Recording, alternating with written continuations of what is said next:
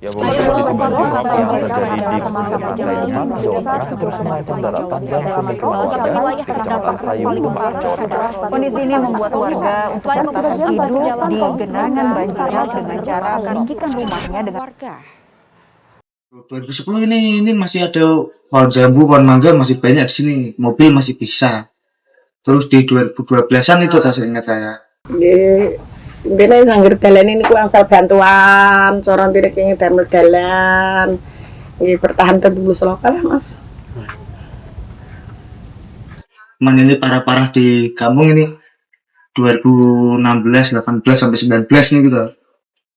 Mulai parah, tapi 2018 sampai sekarang ini Mas. Udah nggak bisa surut airnya, Mas.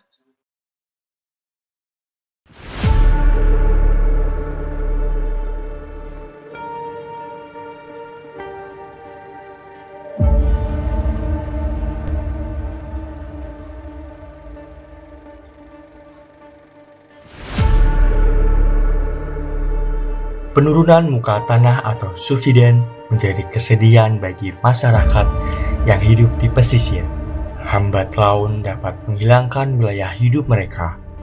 Laju subsiden bervariasi dari 1 cm hingga 10 cm dan diperparah dengan terus naiknya permukaan air laut. Kawasan pantai utara Jawa termasuk yang sangat parah. Dalam kurun 20 tahun terakhir, sudah ada 2 dusun di Demak yang tenggelam, termasuk desa Timbul Sloko ini. Desa ini berlokasi di pesisir Kabupaten Demak, Jawa Tengah, yang berada di Kecamatan Sayung dengan garis pantai 4,5 km. Pada sekitar 2012, rob terparah terjadi di wilayah ini. Dan berjalan seiring waktu, rob semakin parah dan ketinggian mulai menyentuh 20 cm bahkan hampir 1 meter.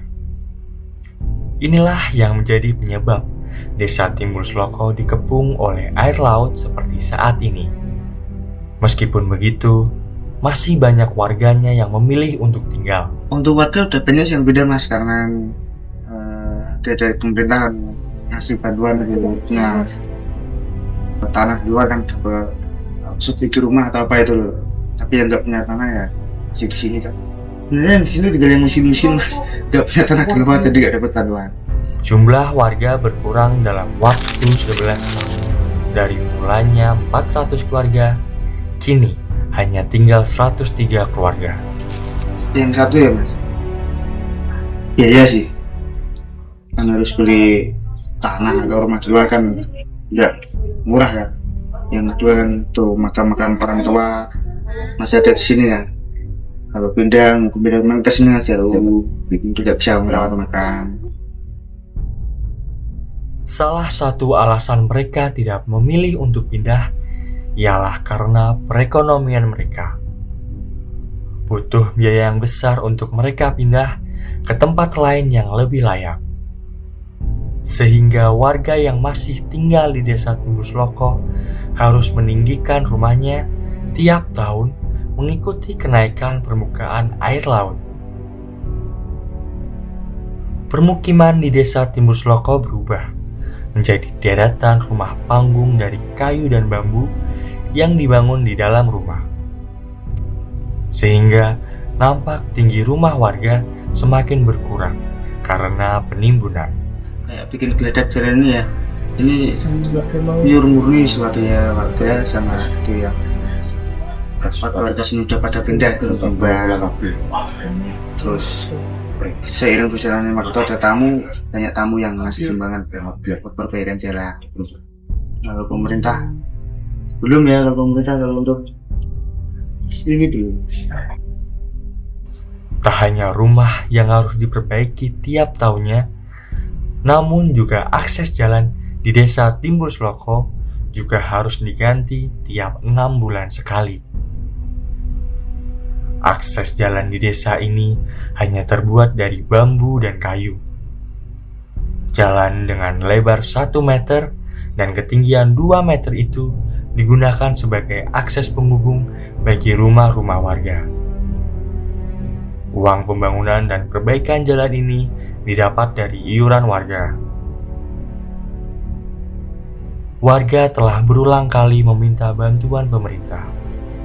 Namun sayangnya, bantuan tak kunjung sampai di desa ini. Akses desa sekarang udah lumayan enak lah sekarang. Kalau di tahun 2019 sampai 2021 mungkin pan tenggelam, jadi nggak bisa. Itu lagi-lagi ada bantuan itu. Tak hanya akses jalan di desa Timbusloko, namun akses jalan untuk menuju desa Timbusloko juga terdampak abrasi. Dan ini merupakan satu-satunya akses untuk warga Timbusloko keluar dari desa mereka. Jalan ini bisa dikatakan agak berbahaya, karena samping kanan dan kiri sudah wilayah perairan, seperti jalan yang memotong lautan. Untungnya, jalan ini mendapat bantuan biaya dari lembaga sosial dan donasi dari masyarakat luar untuk perbaikan jalan. Akses jalan ini juga menjadi jalan bagi anak-anak warga Timbusloko untuk bersekolah. Untungnya, warga Timbusloko masih peduli dengan pendidikan mereka, sehingga anak-anak ini masih dapat mengenyam pendidikan meskipun banyak dari mereka terhenti di tingkat sekolah menengah atas. Hanya hitungan jari bagi mereka yang memiliki ijazah SMA. Hal ini dikarenakan akses jalan mereka ke sekolah yang sangat sulit dan jauh. Dan alasan kedua ialah karena perekonomian mereka. Maka tak heran jika selepas lulus SMA, mereka mencari pekerjaan keluar desa dibanding untuk berkuliah. Soal pendidikan niku teng mriki nggih sae nggih, cara dene pendidikan niku soal ngaji nggih wonten gurune, soal madrasah nggih wonten, soal PK nggih wonten. Tapi nak sekolah SMA niku teng Gorawi Mas, sekali teng Lasem niku. Untuk ekonomi warga ya, ada yang macam-macam sih Mas. Ada yang nelayan, ada yang kuli bangunan, untuk pabrik, banyak. Ada yang nganggur juga, banyak. Sama seperti halnya masyarakat pada umumnya, banyak dari warga Timbusloko bekerja untuk bertahan hidup. Banyak dari mereka sudah tidak lagi bekerja sebagai nelayan, namun sudah beragam jenis pekerjaan, seperti buruh pabrik, tukang bangunan, dan usaha warung. Kalau aslinya kalau nggih ngoko ngaten iki teng griya mriku Mas. Kadean mriku niku pun radi sepi, bocah-bocahe pun do merantau, lan terus kok niku kok duwe pengen usaha teng Jobong teng Lumas, teng Memancingan mriki ngoten maksud kula. Salah satu warga yang memiliki usaha warung berlokasi di dekat akses jalan masuk menuju ke Timbusloko. Desa ini dipilih bukan tanpa alasan. Ini karena lokasi awal warungnya berada di desa Timbusloko, yang lambat laun warungnya mulai tidak aman karena air yang terus naik. Air bersih, kita di sini pakai sumur itu loh, bor apa itu namanya? Air bersih menjadi salah satu yang terpenting pada kehidupan. Air bersih di desa Timbusloko berasal dari sumur yang mereka gali sedalam 117 hingga 132 meter, yang mana itu lebih dalam dari sumur-sumur masyarakat di kebanyakan kota. Dan air bersih dibantu dengan pompa air bertenaga surya untuk mengaliri ke rumah-rumah warga. Pompa air ini berhasil dipasang dengan bantuan dari lembaga sosial bernama Greenpeace. Air bersih yang bersumber dari sumur ini baru ada sejak 31 Mei 2023, yang mana artinya warga desa Timbusloko baru merasakan air bersih selama setahun. Orang sakit ini susah di sini, jauh kok. Di sini ada, kalau lahiran ada di Diagorawe di dekat Pantura itu ada.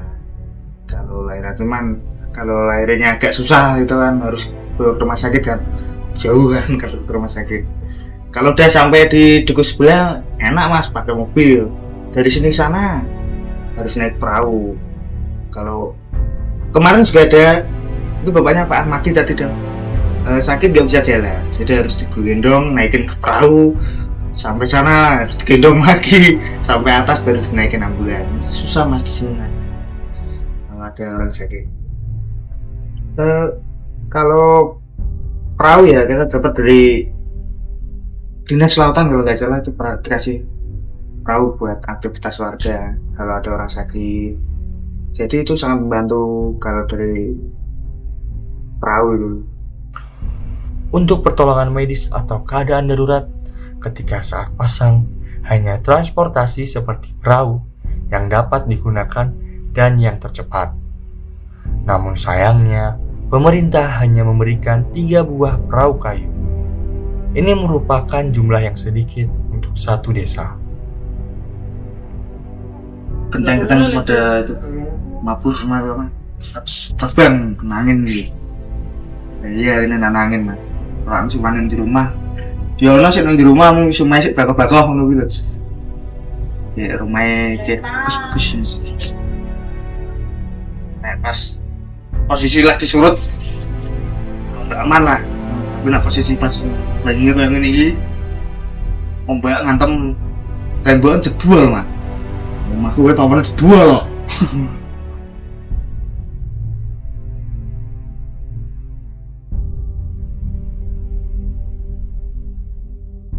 Bantuan dari pemerintah untuk alokasi tempat pindah di luar sini, tetap mau atau masih tetap bertahan di sini, Bu? Nah, kalau gratis ya mau, kalau ini nggak mau kita masuk, ya punya bang masuk. Kalau warga kalau itu mungkin setuju mas, cuman kalau nggak dibebankan warga harus bayar atau apa, kalau tinggal nempati kan mungkin semua warga pada mau. Untuk pemerintah Kabupaten Demak, relokasi merupakan harapan bagi semua warga Timbul Sloko, dipindahkan ke tempat yang lebih layak hidup. Mereka sebetulnya ingin pindah dari desa tersebut, mengingat penurunan muka tanah akan selalu turun tiap tahunnya, serta kenaikan air laut yang pasti akan naik tiap tahunnya, yang artinya lambat laun desa tersebut akan tenggelam. Hanya kemiskinan yang membuat mereka tak dapat pindah dari wilayah tersebut dan mengharapkan bantuan dari pemerintah secepatnya.